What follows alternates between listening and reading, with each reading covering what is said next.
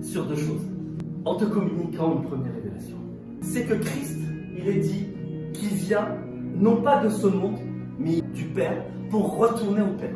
Donc il a pour patrie et pour racine le ciel, donc le Père. Christ vient du ciel et c'est la raison pour laquelle, au moment où il va nous oindre, comme il a oint Pierre, en lui lavant les pieds avec de l'eau, c'est afin que nous puissions marcher dans l'esprit. Lui qui est la parole, qui est l'eau de la parole, il vient te laver, te purifier des souillures de ce monde, afin que nous soyons des citoyens du ciel et que notre patrie soit la sienne. La seconde concerne le mystère du lavement des pieds. Au moment où Christ ceint sa ceinture pour laver les pieds de ses disciples, à cause de ce geste d'humilité et de dépouillement de sa nature divine, pour se revêtir de l'habit du serviteur et de l'esclave. Prophétiquement, pour que l'humanité, nous, puissions héritier et se revêtir du caractère du salut, il fallait que Dieu montre le caractère de l'esclave et nous donne exemple de sa nature d'humanité sur terre. À cet instant-là, il est Jésus de Nazareth, le fils du charpentier, qui n'accomplit plus de miracles. Il est lui-même, ici, un geste prophétique. Par cet acte-là, prophétiquement, va démontrer aux disciples qu'il va être 100% Dieu par sa résurrection. Si nous voulons être un miracle, comme Dieu l'a été, nous devons nous dépouiller de notre nature charnelle afin que Dieu puisse la transformer en une nature spirituelle. Je te donne une révélation. Si Jésus s'est humilié au point d'être esclave, c'est parce qu'il est né sous la loi de Moïse et que lui-même est venu non pas pour abolir la parole dite, mais pour accomplir la loi. Parce que cela veut dire qu'il a été esclave de celui qui l'a envoyé, du Père. Christ a été libéré dans ce monde qui vivait sous la loi. Et c'est dans la loi qu'il s'est humilié et à cause de cette loi qu'il est devenu esclave du Père. Mais également, il s'est soumis à son autorité pour devenir serviteur. Afin qu'il puisse manifester l'amour du Père. Est-ce que nous réalisons que Christ est venu dans la loi, il a été esclave du Père parce qu'il vivait sous la grâce. Il vient nous transmettre l'exemple de l'esclavage afin que nous devenions esclaves, non pas d'ici-bas, mais de celui qui nous accorde la liberté que ce monde ne connaît pas. Finalement, Christ Jésus nous fait passer au travers de notre esclavage à la grâce, de la mort à la vie, et son esclavage en lui est une liberté et une autorité ici-bas. L'apôtre Paul, il dit qu'il a été serviteur de Christ. Mais une fois que le Saint-Esprit l'est amené dans des révélations, dans une nouvelle dimension, élevé spirituellement, il n'a plus déclaré qu'il était serviteur, mais qu'il était esclave de Christ. Parce que Christ veut que nous soyons ses esclaves, afin que nous soyons libres au travers de lui qui nous libère. Si nous sommes esclaves de Christ, nous sommes libres dans ce monde. L'acte qu'il a fait à Pierre, c'était une libération.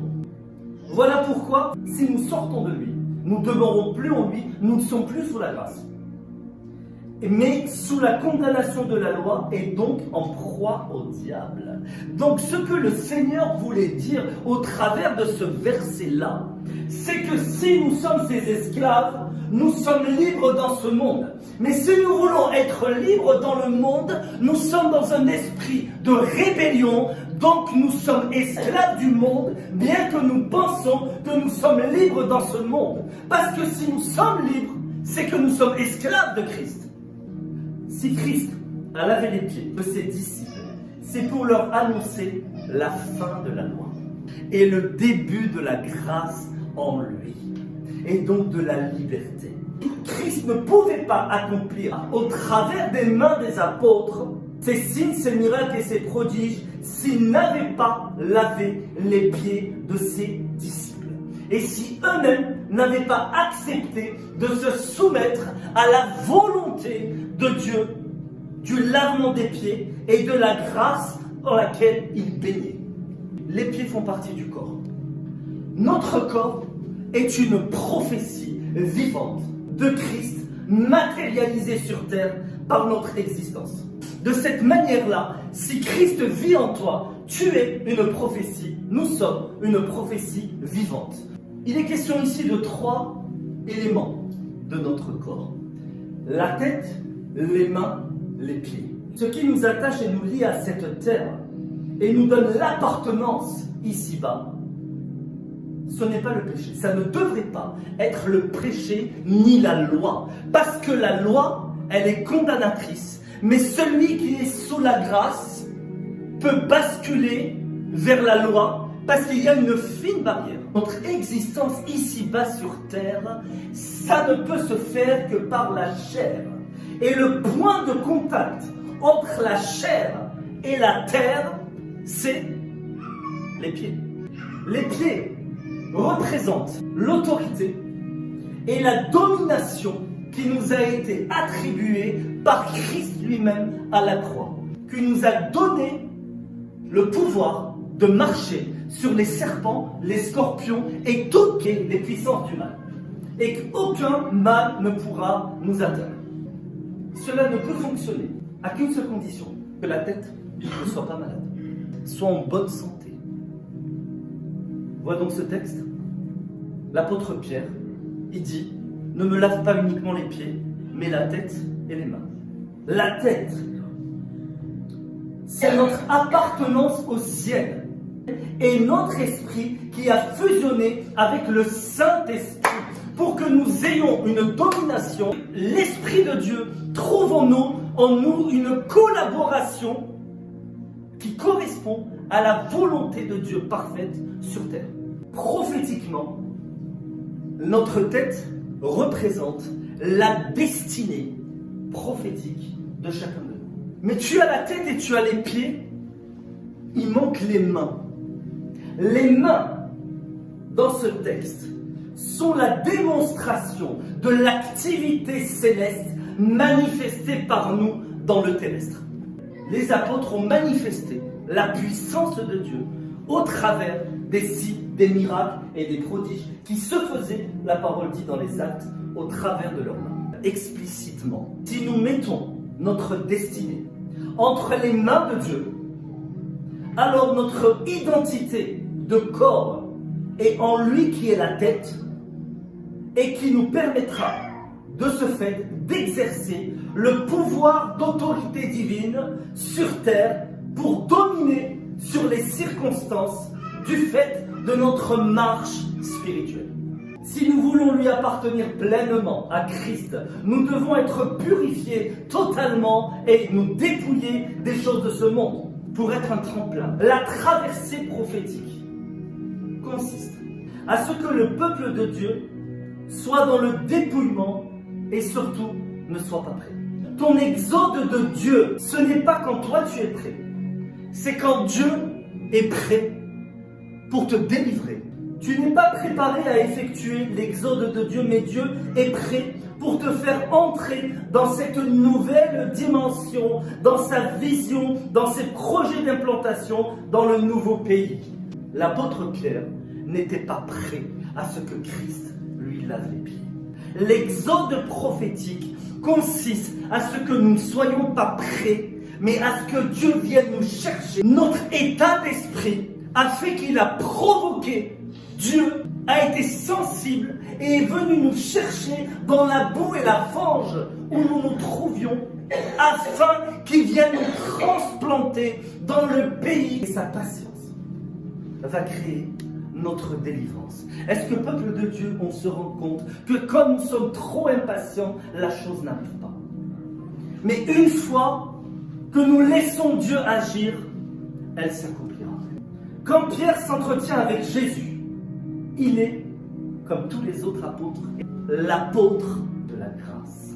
Alors que Jésus est l'accomplissement du sacrifice perpétuel sous la loi, Christ est venu l'accomplir. Voilà pourquoi il est dit qu'il n'est pas venu abolir la loi, mais l'accomplir. En lavant les pieds de Pierre, Christ va annoncer à l'apôtre Pierre son identité, qu'il sera un apôtre de la grâce, au bénéfice donc de sa grâce, avec une dominante d'évangélistes, qui sont beaux les pieds de ceux qui annoncent l'évangile. En lavant les pieds, c'est la parole de Dieu qui lave nos cœurs. L'eau est le symbole de la parole. Et si Christ vient laver nos pieds et vient laver nos corps, c'est parce qu'il s'intéresse à notre cœur. Au travers de ce lavement des pieds, Christ annonce sa mort et sa résurrection. Et il dit à l'apôtre Pierre, je suis l'homme prophète de Dieu. Et je t'annonce qu'il va mourir et qu'il va être ressuscité afin qu'il puisse continuer cette marche prophétique et spirituelle. Le courant prophétique est celui qui a levé dans l'Ancien Testament le courant apostolique. Et le courant prophétique n'est que l'ombre des choses à venir, parce que si les prophètes ont existé, c'était pour tracer un chemin sur lequel Christ viendrait faire éclater le ministère d'apôtre. Voilà pourquoi, là où il y a un apôtre, un prophète doit s'y trouver. Et ce dernier doit être soutenu par le ministère apostolique. Je proclame que c'est ton temps. Je proclame que ta saison est là. Je proclame que l'appel n'est pas révoqué et que le ministère doit justement être confié pour cette année. Que la France puisse passer de la survie à la domination, de la résistance à l'obéissance, de la religiosité et la religion à une relation personnelle avec Christ. Christ qui vient nous révéler à nous-mêmes au travers de lui. Parce que tout comme l'apôtre Pierre, il vient nous transmettre une identité, une onction et nous oindre. Que nos pieds ne chancellent pas et que nous tenions dans l'épreuve et dans la persécution qui arrive. S'il vient oindre nos pieds, c'est afin que nous puissions avoir une marche spirituelle de droiture et de rectitude en Christ. Afin que quand il reviendra comme un voleur, c'est là où nous serons prêts. Notre traversée sur terre, c'est sa préparation pour nous. Son enlèvement, pour nous, c'est notre préparation. Christ, ici dans ce texte, a donc un dernier entretien avec ses disciples. Il leur annonce que le chemin sera fait sans lui. Mais prophétiquement, il annonce que le Saint-Esprit sera leur guide, notre guide. Et en vérité, c'est celui qui, contrairement au Seigneur, est celui qui sera désormais sur terre, qui ne pourra jamais être foulé par les pieds, sous réserve du péché contre le Saint-Esprit. Parce que si tu peux piétiner, tu peux maudire cette terre, mais tu ne maudiras jamais l'homme, et encore moins le Saint-Esprit. Voilà pourquoi aujourd'hui, si nous marchons en esprit, nul ne peut s'attaquer à toi à cause du Saint-Esprit qui nous a oint de la tête aux pieds. Et sous une onction, tu es intouchable. Le Seigneur a lavé les pieds de ses disciples et de l'apôtre Pierre avec de l'eau. C'est l'eau de la parole prophétique de Jésus. Mais ce qui leur manquait, c'était la marche prophétique. Voilà pourquoi il a oint également les pieds, afin qu'ils puissent marcher sur un chemin prophétique que Dieu est venu, que Jésus le Christ est venu tracer pour eux et pour nous tous. La parole qui elle-même va purifier les cœurs et va donner une marche prophétique à suivre selon l'Esprit. Les disciples ont été baptisés de l'eau de la parole de Christ avant d'être baptisés du Saint-Esprit. Le lavement des pieds constituait un acte prophétique de baptême d'eau par immersion. Ce qui leur manquait, c'était le lavement des pieds. Ils ont été baptisés d'eau. Par la suite, nous savons dans Actes qu'ils ont reçu le Saint-Esprit. Mais où est leur foi? Les miracles accomplis par Christ ont été au centre du développement de leur foi. Ils ont cru à un évangile de puissance au travers du ministère de Christ, au travers des signes, des miracles et des prodiges, afin que leur foi ne soit pas basée, comme l'a dit l'apôtre Paul, sur des raisonnements, mais sur une démonstration de puissance et d'esprit.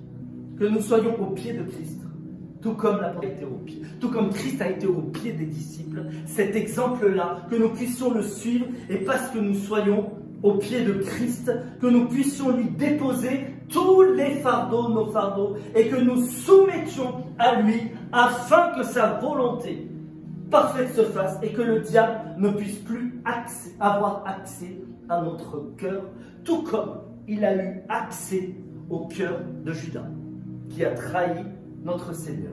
Le but de ce verset-là, ce que Christ voulait faire, c'est afin qu'il puisse continuer une marche prophétique et annoncer le salut à l'humanité. Et que nous puissions être comme l'apôtre Pierre, des évangélistes dans l'âme, parce que nous avons tous reçu le ministère de la réconciliation, mais que l'évangélistique puisse être loin par le prophétique, puisqu'il est appelé à amener des âmes par le surnaturel de Dieu, et que cette marche que les apôtres et que l'apôtre Pierre a failli rater, c'est cette grâce que nous-mêmes nous a été confiée, parce que dans ce texte, l'apôtre Pierre s'est rattrapé, ou dans Acte 10, avec Corneille, où il a compris la vision de cette nappe de oiseaux impurs que le Seigneur a considérée comme pure, qui représentait les nations. Je prophétise sur ta vie, sur notre vie, cette saison